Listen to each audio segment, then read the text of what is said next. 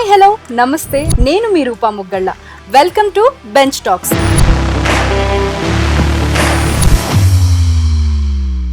ఇవాల్టి మన గెస్ట్ ఎవరంటే ఎలాంటి మూవీ బ్యాక్గ్రౌండ్ లేకుండా స్టేజ్ షోస్ చేస్తూ, మిమిక్రీ షోస్ చేస్తూ, అందరినీ నవ్విస్తూ, జబర్దస్త్లో పార్టిసిపేట్ చేసి మనందరినీ అలరించిన రాకింగ్ రాకేష్ గారు.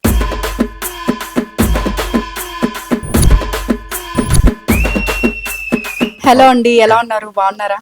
బాగున్నానండి. ఓకే, ఇంట్లో అంతా ఎలా ఉన్నారు? ఇంట్లో అందరూ చాలా బాగున్నారు. ఓకే, మీ కార్ కీస్ ఇస్తారా? ఎవరైనా యాంకర్ ఇంటర్వ్యూ పిలిచి నేను అడిగిన దానికి క్వశ్చన్స్ కరెక్ట్ ఆన్సర్ చెప్పండి అంటారు, మీరు కీ కీ అంటే అడుగుతున్నారు. నేను ఆర్టిస్ట్ కమ్ యాంకర్ కదా, కొంచెం వెరైటీగా ఉంటది. ఓ ఇలాంటి అందమైన అమ్మాయి అడిగితే కార్ కీ ఏంటండి, కారే ఇచ్చేయచ్చు, తీసుకోండి.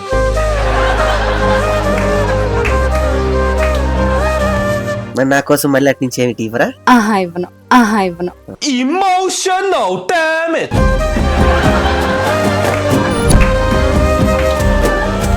మీరు ఫస్ట్ స్టేజ్ ఆర్టిస్ట్ గా స్టార్ట్ చేశారు కదా మీ కెరీర్, తర్వాత సినిమాలు, జబర్దస్త్. అసలు ఈ జర్నీ మీకు ఎలా అనిపించింది? మీతో కూర్చొని జర్నీ గురించి ఇంత హాయిగా మాట్లాడే అవకాశం వచ్చినందుకు చాలా హ్యాపీగా ఉంది. పట్టు నువ్వు ఎంత కాకబట్టినా ఇక్కడ పడేవాళ్ళు. ఏదైనా స్ట్రగుల్స్ ఫేస్ చేశారా, లేకపోతే కేక్ వాక్ లాగా ఉండిందా? కేక్ వాక్ మీకుందా? నాకు అంటే నేను చాలా ఎర్లీ స్టేజ్ లో స్టార్ట్ చేశాను కాబట్టి ఏం తెలియదు. ఆర్టిస్టా మీరు? చైల్డ్ ఆర్టిస్టా మీరు? Child artist. అవును. మన జబర్దస్త్ ఎందుకు మిస్ అయ్యారు మీరు? నేను పిల్లలతోనే కదా చేసేది. అంటే అప్పుడు అంత చైల్డ్ కాదు, మీరు పిల్లలతో చేసినప్పుడు. 90s, 80s? 90s. 90s లో పుట్టారా? ఓకే. మరి చైల్డ్ అని ఎట్లా అనుకుంటారు చెప్పండి మీరు, కామెడీ కాకపోతే? అంటే నేను నా చిన్నప్పుడు నేను చైల్డే కదా. మీ జర్నీ గురించి తెలుసుకోవాలనుకుంటున్నాం మేము. ప్రతి జర్నీలో కష్టాలు ఉంటాయి, సుఖాలు ఉంటాయి. అన్నిటికి మించి మనం వెళ్ళే దారిలో రాళ్ళు ఉంటాయి, ముళ్ళు ఉంటాయి. అన్నిటికన్నా చెప్పాలి అంటే యాక్సిడెంట్లు కూడా ఉంటాయి. ఓకే, నా లైఫ్ కూడా అంతే, అందరి లైఫ్ లోనే. కాకపోతే బేసికల్ నేను ఒక మిమిక్రీ ఆర్టిస్ట్ నుంచి వచ్చాను కాబట్టి నాకు ఈ రూట్ ని గానీ, లేకపోతే వచ్చే ముళ్ళని గానీ, రూట్ ని క్లీన్ చేసుకునే ఒక చిన్న అలవాటు నాకుంది. మిమిక్రీ చేస్తూ, స్టేజ్ షోస్ చేస్తూ వచ్చేటువంటి ఇన్కమ్ తో నేను చాలా హ్యాపీగా కృష్ణానగర్ కథల్లాగా మరీ ప్యాథటిక్ గా కాకుండా నా పరిధిలో నా వరకు రిచ్ వరకు నేను ట్రై చేస్తూ అవకాశాల కోసం హ్యాపీగానే ఉన్నాను. ఫస్ట్ నేను మిమిక్రీ ఆర్టిస్ట్ కమ్ వెంట్రులోక్విస్ట్ని. ఓకే. స్టేజ్ మీద అలా చేస్తూ నన్ను ధనరాజ్ గారు స్టేజ్ షోలో చూడడం, చాలా ఇంటర్వ్యూలో చెప్పాను. ధనరాజ్ గారి వల్ల నేను జబర్దస్త్ లోకి రావడం జరిగింది. ఆ జబర్దస్త్ నాకు ఎంత పేరు ప్రఖ్యాతలు ఏది కావాలో అన్ని ఇచ్చింది, ఏవి తీర్చుకోవాలో కూడా అన్ని తీర్చుకునే అవకాశం జబర్దస్త్ వేదిక మీద నుంచి నాకు ఇచ్చారు. సో ఒక మిమిక్రీ ఆర్టిస్టు నా వంతుగా నేను ఒక ప్రొడ్యూసర్ గా, హీరోగా చేసుకునే స్థాయి వరకు నన్ను జబర్దస్త్ తీసుకెళ్ళిందంటే టోటల్ జర్నీ అని మీరు అన్నారు కదా. అవును, ఆ టోటల్ జర్నీ జబర్దస్త్ వల్లే జరిగిందని నేను చెప్పగలను.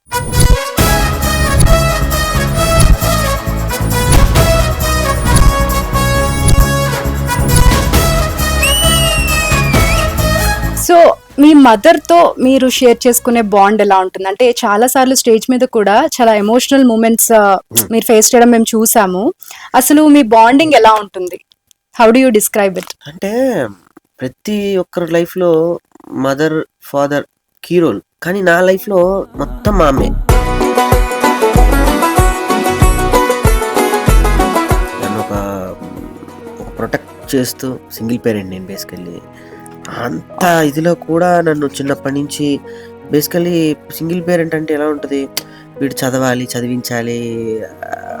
ఆడపిల్ల అనుకో పెళ్లి చేసేస్తే సరిపోతుంది వేరే వాళ్ళకి, కానీ మగపిల్లాడు అంటే వాడిని పెంచి పోషించి వాడిని ఒక పెద్ద చేయాలి అనే తలనొప్పి ఉంటుంది. మా అమ్మగారు పాపం అటు బేసికలీ వంటలు చేసేవాళ్ళు. అటు వంటలు అంటే ఇప్పుడు ఒక 20-30 మంది ఏదన్నా బ్రాహ్మణ వంటలు, మా బేసికలీ మేము బ్రాహ్మణ వంటలు చేస్తుంటుంది. ఇంకా 50 మందికి 100 మందికి అలా పూజా కార్యక్రమాలు, మండలిలో సత్యనారాయణ వ్రతం చేసుకుంటే అలా పూజ, అలా వంటలు. ఇంతకు ముందు అంటే క్యాటరింగ్స్ అవి ఇవి ఇప్పుడు వచ్చినాయి, ఇంతకు ముందు ఇంట్లోనే ఉండేవాళ్ళు. ఓకే. సో అలా మా అమ్మగారు చాలా కష్టపడ్డారు. చాలా అంటే నేను ఏదో కష్టపడుతుంది అని ఒక చిన్నగా ఏదన్నా చెప్పి వదిలేస్తే దాని వాల్యూ పోతుంది. ఈ రోజు నా స్థాయి, నా స్టేజ్, ఇప్పుడు కూర్చున్నదంతా మా అమ్మగారు ఇచ్చిందంటే ఎనఫ్ అయిపోతుంది.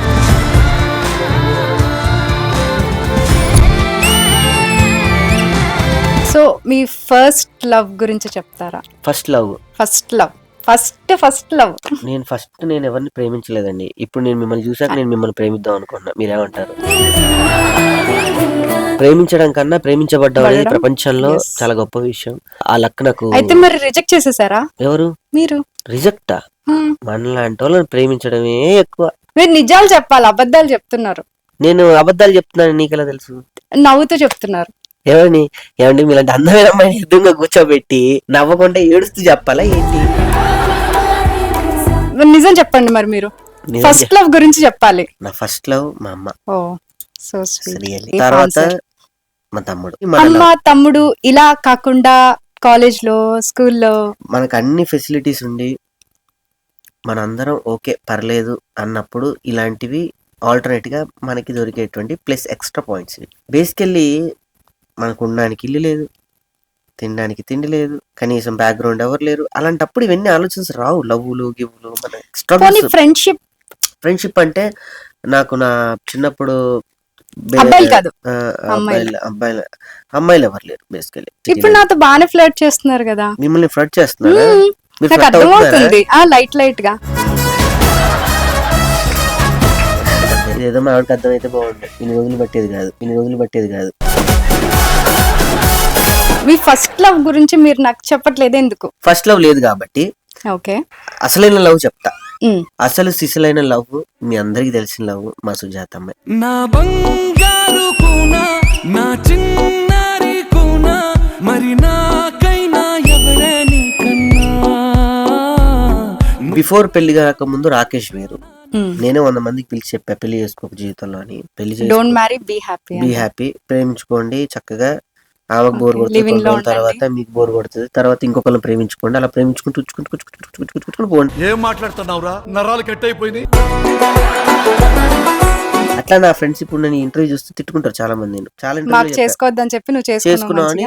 అలా చేసుకోకుండా మిగిలిపోయిన వాళ్ళు కూడా ఉన్నారు నాకు. మీ మాటలు వినియా? ఉన్నారు పాపం, నా ఫ్రెండ్స్ ఉన్నారు. అంటే నేను ఎందుకు బలంగా పెళ్లి చేసుకోవద్దని అంటే, చిన్నప్పటి నుంచి నాకు జరిగిన సిచ్యువేషన్స్ కానీ, సింగిల్ పేరెంట్ గా వచ్చినప్పుడు చిన్నప్పుడు తాలూకా విషయాలని నా మీద చాలా ప్రభావం చూపించాయి. వద్దనుకున్నా పెళ్లి. కానీ సుజాత నా లైఫ్ లోకి వచ్చిన తర్వాత ఇప్పుడు గనక ఈ అమ్మాయిని నేను చేసుకోకపోతే ఇక నాకు దేవుడిచ్చే చివరి అవకాశం ఇది. దాన్ని గనక మనం వాడుకోపోతే మనలాంటి వెధవలు ఎవరు ఉండరు అనేది నా ఉద్దేశం. సో అలా నాకు సుజాత అమ్మ నా లైఫ్ లోకి వచ్చింది. ఇంతకు ముందు రాకేష్ కాస్త భయస్తుడు, ఒక చిన్న చైల్డిష్ మెంటాలిటీ నాది. ఎవరేమన్నా అంటే కూడా నేను తీసుకోలేను. నేను అందుకే పెద్దవాళ్ళతో నేను డిస్కస్ అంటే అంత ఫేస్ టు ఫేస్ కూడా నేను కొన్ని రోజుల వరకు నేను పెద్దవాళ్ళతో స్కిట్టే చేయలేదు. మీకు అర్థమై ఉంటుంది. ఓన్లీ పిల్లలతో వాళ్ళతో అల్లరి వీళ్ళతో అల్లరి, అంత కల్మషం లేకుండా చాలా చైల్డిష్ మెంటాలిటీగా మేనేజ్ చేసుకుంటూ చక్కగా హ్యాపీగా నా కెరియర్ నడుస్తుండే. నా లైఫ్ లో తెలియకుండా ఒక టైంలో సుజాతమ్మ ఇలా వచ్చి నా లైఫ్ ని అప్పుడు నేను మెచ్చుడే. అప్పటి వరకు ఫస్ట్ ఎక్కడ కలిసారు? ఇలానే ఒక ఇంటర్వ్యూలో. తను ఒక ప్రైవేట్ ఛానల్ యాంకర్ గా చేసేది. ఇంటర్వ్యూకి వెళ్ళి అలా అలా మాటల్లో పరిచయాలు అయ్యి. అప్పుడు తను ఏ కలర్ డ్రెస్ వేసుకున్నారు? తను ఆరెంజ్.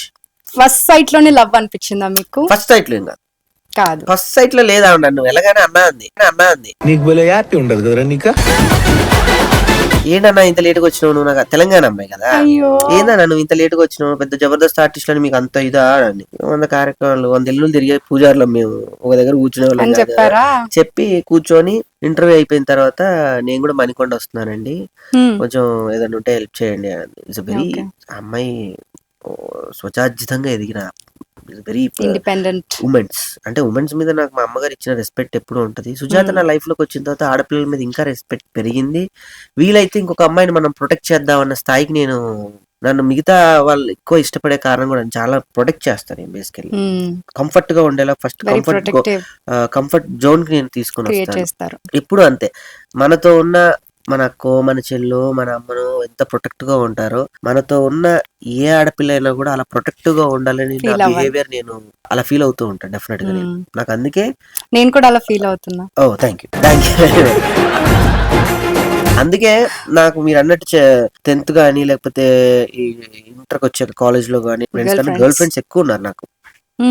ఇండస్ట్రీకి వచ్చిన తర్వాత కూడా నాకు చాలా మంది నా రూమ్ కి food ఇందాక తీసుకొచ్చి- అమ్మాయిల ఫ్రెండ్స్ లేరని చెప్పి అలాంటి ఫ్రెండ్స్ లేకుండా నార్మల్ ఫ్రెండ్స్ గుర్తు పెట్టుకునేంత వాళ్ళు అందరు ఇప్పుడు ఇక్కడ ఉన్నారు, అందరు మన స్నేహితులే. ఎవరో ఒకరు స్పెసిఫిక్ గా ఉంటే మాత్రం ఆ పాయింట్ ఆఫ్ గుర్తు పెట్టుకుంటాం. దాని తర్వాత సుజాత గారు నా లైఫ్ లోకి వచ్చిన తర్వాత అసలైన నా కెరియర్ స్టార్ట్ అయింది. ఓకే, నాలో మెచ్యూరిటీ స్టార్ట్ అప్పుడే మీ అయింది. జీవితంలోకి కొత్త కొత్త వెలుగు వెలుగు నిజంగా వాస్తవం. కొత్త ఆలోచనలు వచ్చాయి, న్యూ థాట్స్. కొత్త ధైర్యం వచ్చింది. ఇంతకు ముందు నాకు షీఈస్ వెరీ బ్యూటిఫుల్ కదా ఇలా అయినా. చాలా చాలా ఇంతకు ముందు నేను ఒక్కడినే, నా వెనక ఇద్దరు, మా అమ్మ మా తమ్ముడు చూసుకోవాలి. నేనే ఇంటికి పెద్ద దిక్కు.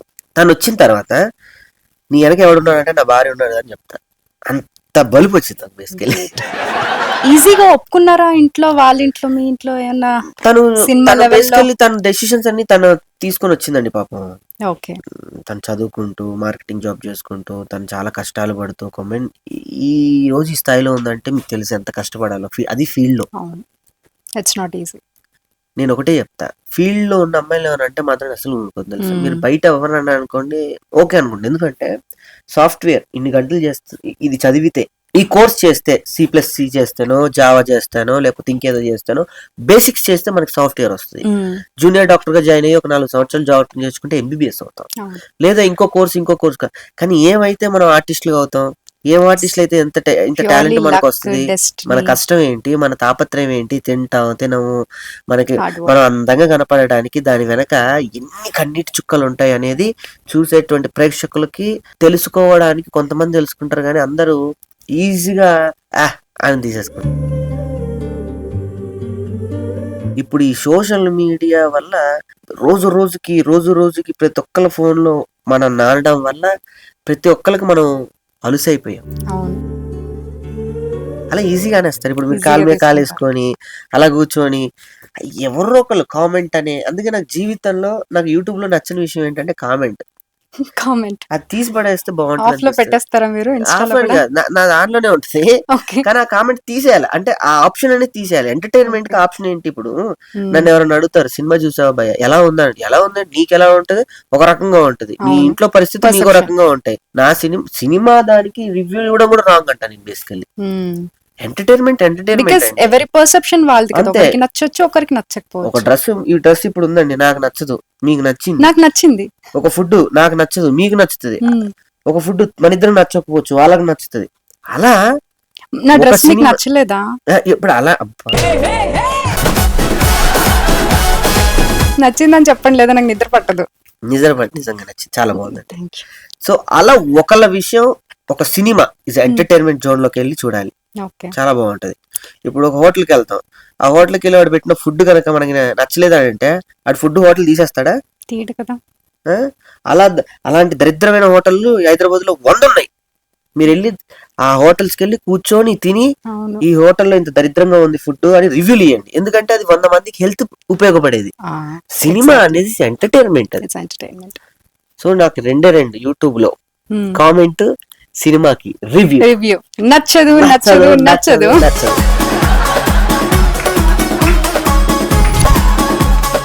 సో మీరు అందరూ ఇంటర్మీడియట్ 2 years లో కంప్లీట్ చేస్తే నాది కొంచెం వదిలేయండి. చెప్పాలి. నేను కూడా బ్యాక్ బెంచరా? ఓకే, నేను బ్యాక్ బెంచరే. బ్యాక్ బెంచెస్ లో ఉన్న ఎప్పుడు బ్యాక్ బెంచెస్ లో ఉన్న మిమ్మల్ని గిచ్చారు. అబ్బా, ఎందుకండి అలా గిచ్చారు? మావిడ చూసే సుజ్జి ఎలా గిచ్చుతుంది యాంకర్. మీరు మీ ఇంటర్మీడియట్ గురించి చెప్పలేదు. ఇంటర్మీడియట్ అంటే బేసికల్లీ మనకి చదువు అంత ఇబ్బందికరమైనటువంటి విషయమేనండి. మీకా? ఇప్పుడు మ్యాథ్స్ వచ్చా మీకు? మ్యాథ్స్ అబ్బో చాలా బ్రహ్మాండంగా అండి. దాని జోలికి కూడా వెళ్ళేవాడిని కాదు. చదువుకొని అదే సబ్జెక్ట్ చదువుకున్న వాళ్ళు ఆ జీవితంలో ఆ సబ్జెక్ట్ మనకి పనికిరాదు. ఫస్ట్ పాయింట్, మన ఫండమెంటల్ గా ఎడ్యుకేషన్ అంతా కూడా మనం గెయిన్ అవ్వడానికి తప్ప అది ఫర్దర్ గా ముందు మన జీవిత ప్రయాణంలో అది ఉపయోగపడుతుంది అని అంటే అది రాంగ్. మరి సాఫ్ట్వేర్ వీళ్ళందరికి ఉపయోగపడుతుంది కదా. నేను చెప్తుంది ఓన్లీ ఇంటర్మీడియట్ వరకు చెప్తున్నా. కానీ బాగా మార్క్స్ అని ఫుల్ ప్రెషరైజ్ చేస్తూ ఉంటారు. అవునండి, చాలా. ఓకే, మిమ్మల్ని మీ మదర్ అలాగే ఎప్పుడు అనలేదండి. అందుకే నేను ఆర్టిస్ట్ అయ్యా. నువ్వేం చేస్తావు చెయ్యి, చెడ్డ పేరు రాకుండా మంచి పేరు వచ్చారక్క చెయ్యి అని అలా చెప్పారు. ఎంకరేజ్ చేయబట్టే ఇంత మంచి పొజిషన్ లో ఉన్నారు ఆ ఇవాళ. విషయంలో మా అమ్మగారు గ్రేట్ అండి. మిగతా ఆ టైంలో 10th అయిపోగానే ఊర్లో నువ్వు ఎవరినన్నాడు ఏమంటాడు, సాఫ్ట్వేర్ అవుతాడు అని చెప్పేవారా? అంతే. నువ్వేమవుతావు, సాఫ్ట్వేర్, నువ్వు సాఫ్ట్వేర్ మీరు ఒక టైంలో నేను చదువు మీద ఇంట్రెస్ట్ లేకుండా అలా ఎలా చెప్పేశారు? 10th క్లాస్ నేను కాదు, 10th క్లాస్ లో అయిపోయిన తర్వాత ఎవరిని ఆ టైంలో గెలికినా కూడా మీరు అమీర్పేటలో ఆ రోజుల్లో మీరు 2004 or 5 లో గనక మీరు గనక బస్సు దిగితే ప్రతి ఒక్కడు సాఫ్ట్వేర్, ఆంధ్రప్రదేశ్ లో ఉన్న ప్రతి ఒక్కరు రైతు బిడ్డ దగ్గర నుంచి అందరూ సాఫ్ట్వేర్ అవడానికి వచ్చేసేవాళ్ళు. నేను నమ్మరు, ప్రతి ఒక్కళ్ళు సాఫ్ట్వేర్. సందుల్లో గొంతుల్లో చిన్న చిన్న ఇటుక పెట్టలాంటి ఇళ్లలో ఎందుకు అట్లా తయారయ్యాయంటే సాఫ్ట్వేర్. సో కొంత దరిద్ర సాఫ్ట్వేర్. నాకు నిజంగా కోపం వస్తుంది సాఫ్ట్వేర్. పాపం వాళ్ళు చూస్తే ఎంత ఫీల్ అవుతారు. అంటే మేమే ఒక దారుణమైన లైఫ్ లీడ్ చేస్తున్నాం, మమ్మల్ని ఇంకా తిట్టుకుంటారు. సాఫ్ట్వేర్ వాళ్ళు కనుక ఇంటర్వ్యూ చూస్తే వాళ్ళు నిజంగా అనుకుంటాం ఎందుకు సాఫ్ట్వేర్ ఫీల్డ్ కి వచ్చాము అని. అంత స్ట్రెస్ ఉంటుంది వాళ్ళకి. పాపం చాలా స్ట్రెస్ ఉంటుంది. మనం సాఫ్ట్వేర్ ఏదో ఈజీగా అనుకుంటాం కానీ కళ్ళు వాళ్ళు బ్రెయిన్ తో పని చేస్తారు కదండి. నాకు తెలిసిన మా వదిన US లో పని చేస్తూ ఉంటారు, సాఫ్ట్వేర్. తన హ్యాండ్ ఒకటి పోయింది, అంటే పోయడం మీన్స్ పనికి రాకుండా పోయింది. ఎప్పుడు మౌస్ టైప్ చేసుకుంటూ కూర్చొని నర్వస్ సిస్టమ్.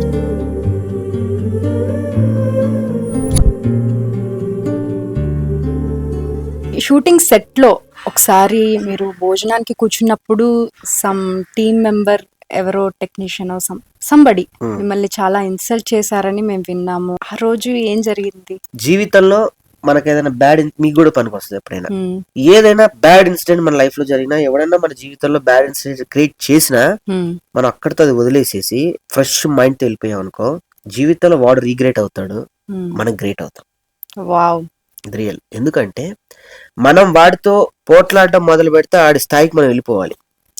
మనం అది కాదు. మనకి ఇంకా 100 పనులు ఉన్నాయి. ఆ పని గనక వదిలి ప్రయాణం చేస్తే మనం ఎక్కడికో వెళ్తాం. అందుకే వదిలిపెట్టి చూడు ఒక్కసారి. నేను అందుకే ఇంతకుముందు చాలా హారబుల్ గా ఉండేవాడండి. ఇచ్చే బాబోయ్, అరిచి పడేసి అవ్వకపోతే కొట్టి ఇచ్చి అసలు పగలగొట్టిన సందర్భాలు, ఫైట్లు పగలగొట్టిన సందర్భాలు ఉన్నాయి. దాని తర్వాత నేను రిలీజ్ అయ్యాను. నా టీంలోనే ఒక విషయం జరిగింది. నా టీంలో ఉన్న వ్యక్తే నన్ను పాయింట్అవుట్ చేసి మాట్లాడి, ఇష్టం వచ్చినట్టు మాట్లాడి, గ్రూప్ లో నా గురించి పెట్టి చాలా ఒక రకమైన దరిద్రాన్ని క్రియేట్ చేశాడు. కానీ ఇప్పుడు అదే వ్యక్తి నేను గ్రూప్ లో పెట్టుకొని నేను వర్క్ చేస్తా ఉన్నా అతనితో. దానివల్ల నాకు ఏం జరుగుతుంది అంటే, తను రియలైజ్ అయ్యాడా? ఆయన రియలైజ్ అయ్యాడా అవ్వకపోతే వాడి విషయం, అది నాకు సంబంధం లేదు. ఎందుకు వాడు రియలైజ్ అవ్వాలనుకోవడం? మీరు వాడిని రిపేర్ చేశారనుకోండి, వాడిని రిపేర్ చేయాలనుకోవడమే ఫస్ట్ రాంగ్ సెన్స్. మీరు రాంగ్ అవ్వకూడదు. వాడు వల్ల మీరు రిపేర్ అవ్వబడ్డారు, మీకు ప్లస్ పాయింట్ జరిగింది. రేపు ఎక్కడైనా ఇలాంటి జరిగితే ఎలా హ్యాండిల్ చేయాలో మీకు తెలుసు, మీరు మెచ్యూర్డ్ అవుతాడు. రీగ్రేడ్ అనేది జీవితంలో వాడు అయ్యాడా అవ్వ మనకు అవసరం లేదండి, వదిలేయాలంటే. అయితే మీరు వర్స్ట్ ఇన్సల్ట్స్ ఫేస్ చాలా ఉంటాయి, ఒకటే నేను చెప్పను. అంటే ది వర్స్ట్ ఇది నేను లైఫ్ లో మర్చిపోలేను. వర్స్ట్ అంటే మేము ఈవెంట్ కి వెళ్ళేవాళ్ళం అండి. ఈవెంట్ కి వెళ్తే ఒక బర్త్డే పార్టీకి వెళ్ళాం. అక్కడ నేను మిమిక్రీ చేస్తున్నా, స్టేజ్ మీద యాంకరింగ్ చేస్తున్నాను, మిమిక్రీ చేస్తున్నాను, గేమ్స్ చేస్తున్నా, అన్ని చేస్తున్నా. అందరు తిన్న తర్వాత మేము తినాలి. అలా రూల్ ఉందా? అలా ఉంది, అలా అప్పుడు ఉండేది, ఇప్పుడు లేదు. కానీ మేము ఆర్టిస్ట్ గా వెళ్ళినప్పుడు మా ఫ్యామిలీకి చెప్పుకున్నాం అండి, ప్లేట్లు మీరు తీసుకొని తినేస్తారు ఏంటండి అంటే చాలా సార్లు బాధపడే సిచ్యువేషన్స్ ఉన్నాయి. నా ఒక్కరికి కాదు, అలా గెటప్ సీన్కి అలానే జరిగిన సందర్భాలు ఉంటాయి. అప్పుడు సుధీర్ మెజిషియన్, మేమందరం ఒక ట్రూప్ గా క్రియేట్ అయ్యేవాళ్ళం. ఇప్పుడు కనుక మీ అందరూ ట్రూప్ గా ఎలా వర్క్ చేస్తున్నారో అలా మేము అందరం ఈవెంట్స్ ఎక్కువ చేసేవాళ్ళం. అంటే మన ఇండస్ట్రీలో కూడా అలా ఎదురయ్యాయా మీకు? ఇండస్ట్రీలోనే ఉంటదండి. మీకు తెలియని విషయం ఏంటంటే, ప్రొడక్షన్ అనే ఒక కాన్సెప్ట్ ఉంటుంది. అందుకే నా సినిమా నేను ప్రొడక్షన్ చేసి నేను ప్రొడ్యూసర్ చేసిన సినిమాలో అందరిని కూర్చోబెట్టి భోజనం పెట్టాను, నేనే వడ్డిచ్చాను, అందరికి నేనేం తింటే అదే పెట్టాను. లైట్ మ్యాన్ ఏం తింటే కూడా లైట్ మ్యాన్ తో కూర్చొని నేను తిన్నాను. ఆ టీం అందరికి మీరు అలా గుర్తుండిపోతారు. ఒక్క మన స్థాయి పెరిగింది తగ్గించేది ఎవరంటే ప్రొడక్షన్. వాడు తెచ్చి మనకు కుర్చీ వేసాడంటే మనం వెల్ రేట్ లో లైటింగ్ లో ఉన్నాము అని, వాడు తెచ్చి మనం అడగకుండా కాఫీ ఇచ్చాడంటే వాడు మన స్థాయి మనకి తెలిసినట్టు. మనకి సపరేట్ క్యారీ వైన్ వచ్చి సపరేట్ క్యారేజ్ వచ్చిందంటే మన స్థాయి పెరిగినట్టు. ఇంకా జీవితంలో మేకప్ వేసుకున్న ఆర్టిస్టులు ఎదుర్కొనే మినిమం అవమానాలు జీవితంలో ఎవడు ఎదుర్కోడు. నేను ఛాలెంజ్ చేసి చెప్తా. మిగతా వాళ్ళకి చాలా అవకాశాలు ఉన్నాయి. నువ్వు మిగతా వాళ్ళని వాళ్ళ అవహేళన పడితే వెళ్ళిపోతారు. ఈ జాబ్ కాకపోతే ఇంకోటి దగ్గర చేసుకుంటానయా, మనకి తప్ప ఇంకేది లేదు. అవును. ఇదే జీవితం. వాడు అవమానించినా ఇదే చేయాలి. వాడి ముందే నవ్వుతూ తిరగాలి, వాడు మనల్ని అవమానించినా వాడి ముందే మనం తలెత్తి పేరు వచ్చి వాడు అక్కడే ఉంటాడు మళ్ళీ. మనకి ఎంత బాధ ఉన్నా నవ్వుతూ యాక్ట్ చేయాల్సి వస్తుంది. ఎగ్జాక్ట్లీ. ఎక్కడ అవమానపడ్డామో అక్కడే మనకి అభినందనలు దొరికే ప్లాట్ఫామ్ ఏదన్నా ఉంది అంటే బికాస్ ఆఫ్ ఓన్లీ సినిమా పరిశ్రమ, ఓన్లీ టీవీఆర్ మీడియా మాత్రమే. ఇక్కడే తిడతారు, ఇక్కడే పొగుడతారు, ఇక్కడే మీకు సన్మానాలు జరుగుతాయి, ఇక్కడే మీకు పూలదండలు వేస్తారు, ఇక్కడే మీకు పట్టు పాన్పుల మీద కూర్చోబెట్టి మీకు అబ్బా మీలాంటి గొప్పలు లేరు అంటారు. చివరికి ఆడు చనిపోతే చూడటానికి కూడా వెళ్ళని వ్యక్తులు ఉన్న సమాజం మన సినిమా ఇండస్ట్రీ. ఒకసారి ఫేమ్ వెళ్ళిపోతే పెద్ద పెద్ద ఆర్టిస్టులు అండి, కాంతారావు గారు, రాళ్ళపల్లి గారు, అలాంటి మహానుభావులు సినిమాని ఏలిన వ్యక్తులే పోతే ఎవరు పోరు. పోయారా అని టీవీలో ఒక అరగంట ప్రోగ్రామ్ వాళ్ళు టీఆర్పీ రేటింగ్ల గురించి చేస్తారు. ఒక్కో టైంలో నాకు బాధ అనిపిస్తుంది, అయ్యే ఏంటి ఇలాంటి ఇండస్ట్రీకి వచ్చాము అని. నేను మిమిక్రీ ఆర్టిస్ట్ గా ఉండుంటే చాలా హ్యాపీగా ఉండేవాడిని. ఈ రోజు మా ఊర్లో వరంగల్లో ఒక 3 అంతస్తుల బిల్డింగ్, నాకు ఊర్లో వరంగల్లో పేరు అడగగానే తెచ్చడానికి ఒక 2 మనుషులు, పెరుగు అడగగానే పెరుగు అనే పదం పే అనగానే తెచ్చి అంత రేంజ్ లో మనం పే అనగానే పెరుగేమో అనుకుని అని తెచ్చి ఇచ్చాను. కానీ ఇక్కడ బికాస్ ఆఫ్ మేనున్నంత వరకే ఇక్కడ మనం ఉంటామండి. మనం ఈ రోజులో ఉన్నాము అని అంటే ప్రతి వాడు ఏమనుకుంటారంటే వీళ్ళకే అనుకుంటారు. వీళ్ళకి మనం ఏంటండి, ప్రతి వాడు మనల్నే పెట్టి చూపిస్తాడు, మనం ఇలా స్మైల్ తో వెళ్ళాలి. దట్స్ లైఫ్ మన కెరియర్. అలా అవమానాలు చాలా ఉన్నాయి. ఒకటి అని చెప్తే ఒకదాన్ని అవమానించినట్టు అవుతుంది. ఈ అవమానాల్లో ఒకటి చెప్పాను అది అవమానపడుతుంది. అందుకే నేను ఏమి చెప్పను, ప్రతిదీ అవమానం. జబర్దస్త్ లో ఎంతో మంది కంటెస్టెంట్స్ ఉన్నారు కదా, గెటప్ శ్రీను గారు కానీ, సుడిగాలి సుధీర్ గారు కానీ, ఇలా అందరూ ఉన్నారు కదా. మీరే ఎందుకు రోజా గారికి ఫేవరెట్? ఫేవరెట్ ఆవిడ ఫేవరెట్ అనడం కన్నా నేను అమ్మ అంట, నన్ను కొడుకుగా అందరికి ఇంట్రడ్యూస్ చేస్తుంది. నా పెళ్లి కూడా దగ్గర, మీకు తెలుసా పెళ్లి కూడా దగ్గరుండి ఆవిడే చేసింది. నా ఇంట్లో కార్యక్రమం, నా ఇంట్లో ఏ శుభకార్యం ఉన్నా పిలిచినా పిలవకపోయినా నేనున్నాను అంటూ వచ్చేవాళ్ళు కొంతమంది ఉంటారు. అది రోజా గారు. ఏ టైంలో అయినా మనకు ఒక భరోసా అని అంటారు చూడండి, మనం ఏదైనా తప్పు చేసినా కూడా నా కొడుకు రైట్, కొంచెం వెనకేసుకొని రావడం, నన్ను ఎప్పుడు ఒక నీడలాగా. అంటే ఎలా స్టార్ట్ అయింది అసలు? జబర్దస్త్ వల్లేనండి. చెప్పే కదా చైల్డిష్ మెంటాలిటీ అని, అల్లరల్లరు అంటాను. బట్ నా వాళ్ళని ఎవరినేమన్నంటే నేను పడని అనమాట. ఫస్ట్ పాయింట్ అది వెనక అవ్వచ్చు, ముందు అవ్వచ్చు.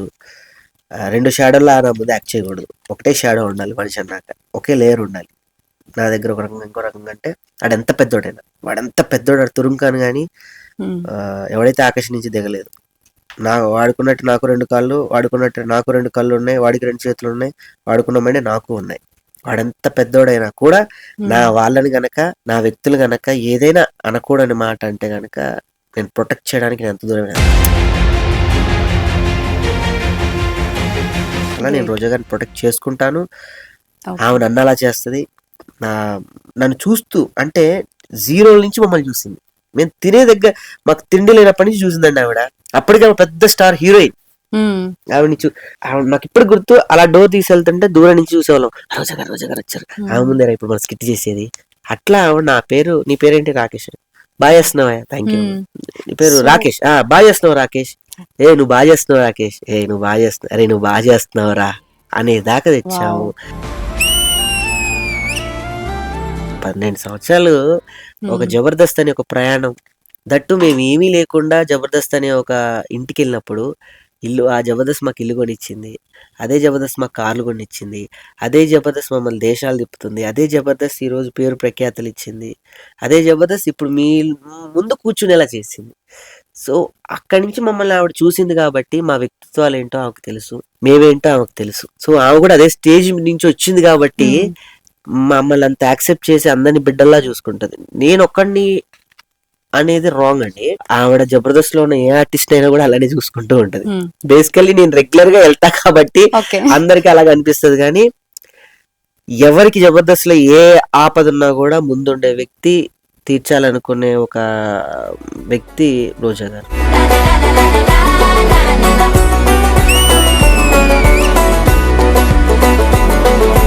మరి అలాంటి రోజా గారిని ఈ జబర్దస్త్ లోనే పర్ఫామ్ చేస్తూ ఇక్కడ నుంచి బయటికి వెళ్ళిపోయిన తర్వాత మల్లెమాల గురించి కానీ రోజా గారి గురించి కానీ బ్యాడ్ కమెంట్స్ చేస్తూ పొలిటికల్ పార్టీస్ లోకి వెళ్ళిన తర్వాత చాలా మంది ఉన్నారు కదా అలా. అసలు దాని గురించి మీ అభిప్రాయం ఏంటి? అలా చేయడం ఎంతవరకు కరెక్ట్ అంటారు? అసలు అభిప్రాయమే లేదండి. నేను ఇందాక అదే దీనికన్నా ముందు అదే చెప్పా. మనం వాళ్ళ గురించి వదిలేసి మన ప్రయాణం మనం చేస్తే బెస్ట్. వాళ్ళకి అదే పని. మరి రోజా గారిని అన్నప్పుడు మీకు కోపం రాలేదు ఎప్పుడు?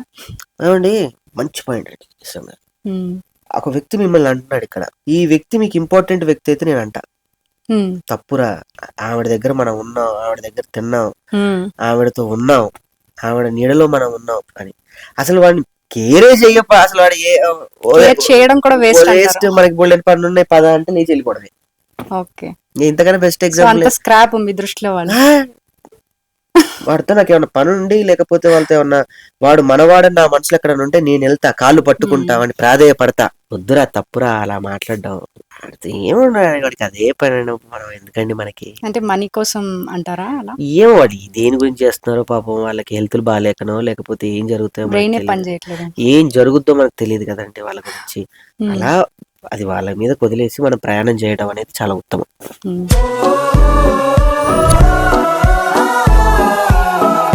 సో మీరు కేసీఆర్ మూవీ తీశారు కదా, అప్పుడు మీరు ఫేస్ చేసిన స్ట్రగుల్స్ ఏంటి? అంటే లిటరలీ మీ కార్ తాకట్టు పెట్టేశారని, మదర్స్ గోల్డ్ తాకట్టు పెట్టేశారని ఇలా విన్నాము, అమ్మేశారని అలా విన్నాము. నిజంగా అదంతా ఫేస్ చేశారా మీరు? ఒక టైంలో నేను ఫేస్ చేశానండి బేసికల్లీ. ఎందుకంటే మనం మనల్ని మనం ఏదో ఊహించుకొని ఒకటి ప్రోడక్ట్ సిద్ధం చేస్తాం. అది చేసే టైంలో మన చుట్టూ అందరూ ఉన్నారు అనుకుంటాం.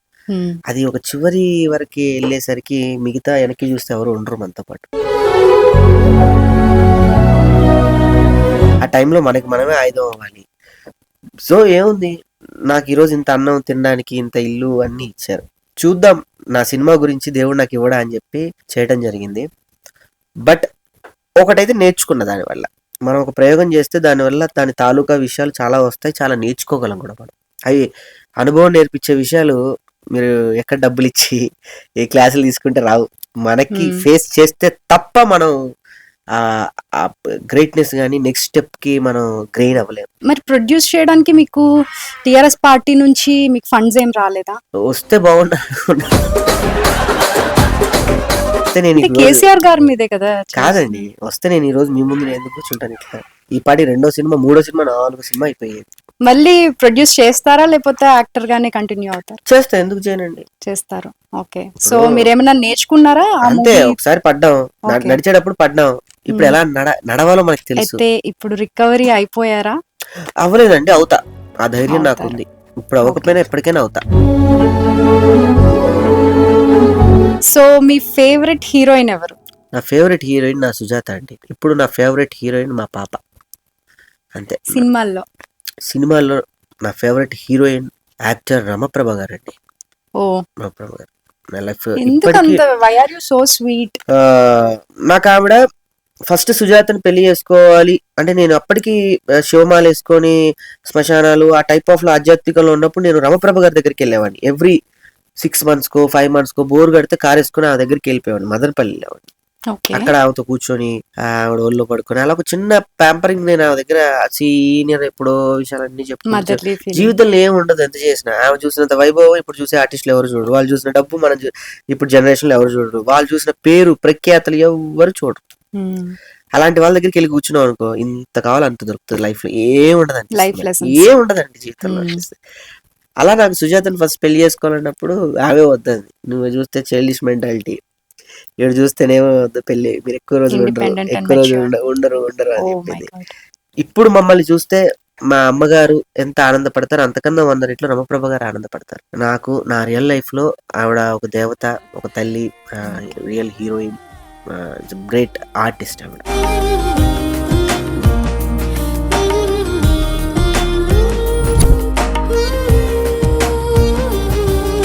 Kiss, kill and marry. Kiss, kill and marry. Okay. Anushka, Kajal Agarwal, Ileana. Kiss ఒకరికి ఇవ్వాలి, కిల్ ఒకరికి, మ్యారీ ఒకరికి. ఈ ముగ్గురు కాదండి అసలు. అలా మీరు ప్లీజ్ అనుష్క గారికి కిస్సా. వావ్. నేను ఆవిడతో యాక్ట్ చేశాను కూడా ఓకే. ఒక మూవీలో. సో స్వీట్ నిజంగా. ఆ పేరు Sweetie. స్వీటీ. నిజంగా చాలా ఉన్నత విలువలు కలిగిన యాక్టర్స్ లో ఆవిడ ఒకరు. ఎక్కడిస్తారు కిస్? నుదుటి మీద. Okay. Next kill and marry, ఇంకా 2 ఉన్నాయి. కిల్ అందులో పాపం ముగ్గురు ఏం పాపం చేశారండి. నాకు తెలియదు. అట్లా చేయొద్దు. మనం మాట్లాడుకుంటున్నాం కదా సరదాగా చేసి అని చెప్పి వాళ్ళకి కిల్ చేయకూడదు. అవునా? సరే మ్యారీ. మా సుజాతకి ఇలియాన్ అంటే ఇష్టం అండి కాబట్టి తను ఇలియానే. మ్యారీయా? Wow super. ఎంత డిప్లొమాటిక్ గా ఆన్సర్ చేస్తున్నారు. పెళ్ళైంది కదా ఆటోమేటిక్ వస్తుంది. మీ ఫేవరెట్ హీరో? నా ఫేవరెట్ హీరో రాజుబాబు గారు. ఓకే. ఫుడ్? నా ఫేవరెట్ ఫుడ్ వచ్చేసి sambar. Okay. Place Srisailam, Tirupati. Okay. Sujatha గారికి మీరు ఏమైనా గిఫ్ట్లు ఇచ్చారా ఎప్పుడైనా? ఇయ్యలేదండి. తనే నాకు చాలా తను మీకు ఇచ్చారా? ఏమి ఇచ్చారు? తను చాలా గిఫ్ట్లు ఇచ్చింది నాకు. ఇప్పుడు నా ఫోన్ గానీ, నా వాచెస్ గానీ. నాకు వాచ్లు అంటే ఇష్టం. నాకు వాచ్లు బాగా ప్రజెంట్ చేస్తూ ఉంటది, ఇస్తూ ఉంటది, సర్ప్రైజ్ చేస్తూ ఉంటది. చాలా గిఫ్ట్లు, బట్టలు గిఫ్ట్లు అన్ని తనే కొంటూ ఉంటది. మరి మీరెందుకు? నేను ఎందుకో ఒక్కటి కూడా ఇవ్వలేదు. తను ఎప్పుడన్నా అనుకుంటది ఏమంటే ఒక్కటన్నా ప్లీజ్ అనుకుంటూ ఉంటా మనసులో అని. పాపం చాలా చాలా అనుకుంటది. కానీ నేను ఎవ్రీ ఇయర్ తన బర్త్డేని ఒక్కొక్క బర్త్డే మీ ఇద్దరం పరిచయం అయిన తర్వాత ఒక్కొక్క కంట్రీలో చేస్తాను. ఫస్ట్ మేము కలిసినప్పుడు ఫస్ట్ బర్త్డే దుబాయ్ లో చేశాను. అంటే నాకు బాగా తిరగడం బాగా, అంటే ఈ ఎక్స్ప్లోర్ ఖర్చు విషయం కాదండి. డబ్బు ఉంటేనే తిరుగుతూ ఉండేది రాంగ్ అండి. దుబాయ్ వెళ్ళాలంటే డబ్బులు కావాలి. అందులో ఎలా వెళ్ళాలో కూడా వెళ్ళొచ్చు.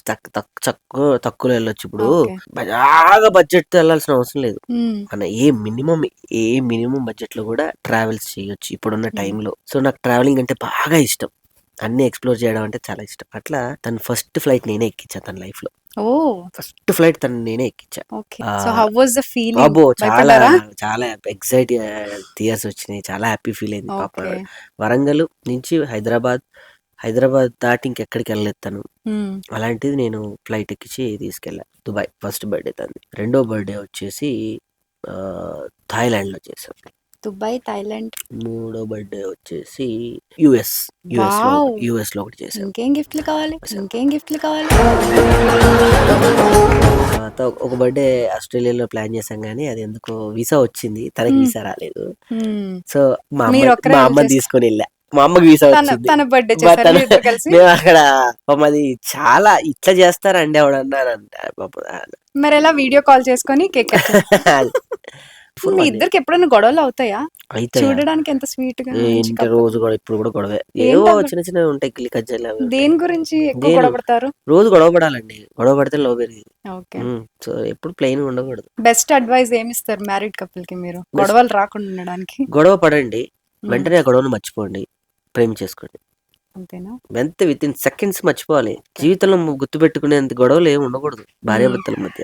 చాలా లవ్బుల్ గా ఉండాలి. ఆ గొడవ కూడా చాలా హారబుల్ గా ఉండాలి. వెంటనే కనుక అది మర్చిపోయగలిగితే చాలా హ్యాపీగా ఉంటది.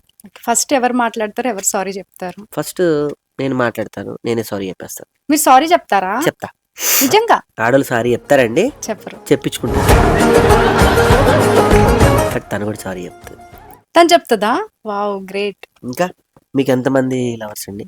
ఎంతమంది అంటే మిమ్మల్ని ఎంతమంది ఫ్రెండ్స్ అన్నట్టు అడిగారు. ఎంతమంది ఫాలో అవుతున్నారు మిమ్మల్ని? ఫాలో అవుతారు కదా. ఎవరైనా ప్రపోజ్ చేశారా? ఏమో అండి, ఎవరు ప్రపోజ్ చేయలేదు మరి నాకు ఇంతవరకు. ఒక్కళ్ళు కూడా. అబద్ధం ఆడకండి. నిజం. మీరు కనుక అబద్ధం ఆడితే జుట్టు ఊడాలి చెప్తాను. అమ్మో మరి అందుకే చెప్పండి, ఆడవాళ్ళకి బయట పెట్టకండి. హెయిర్ ఫాల్ కోసం ఏం చేయాలో కూడా అర్థం కావట్లేదు. మీ హెయిర్ బాగుంది, ఎలా మెయింటైన్ చేస్తారు? ఏముంటదండి, హెయిర్ ఫాల్ అవుతుందా? నాకు కూడా ఈ మధ్య హెయిర్ ఫాల్ అవుతుంది. మా ఆవిడ జుట్టు పట్టుకుంటుంది. సో త్వరలో మీరు చక్కగా సక్సెస్ అవ్వాలని, ఇలాంటి ఇంటర్వ్యూస్ చాలా చేయాలని, మీలాంటి sweet and cute and anchors ఇప్పుడు కావాలి. ఇంకా మోర్ దెన్ చాలా చాలా చేయాలని మనస్ఫూర్తిగా కోరుకుంటూ, సో నన్ను ఇన్వైట్ చేసిన థ్యాంక్ యూ వెరీ మచ్. మీకు మంచి జరగాలని మనస్ఫూర్తిగా దేవుని కోరుకుంటాను. Thank you. So sweet of you.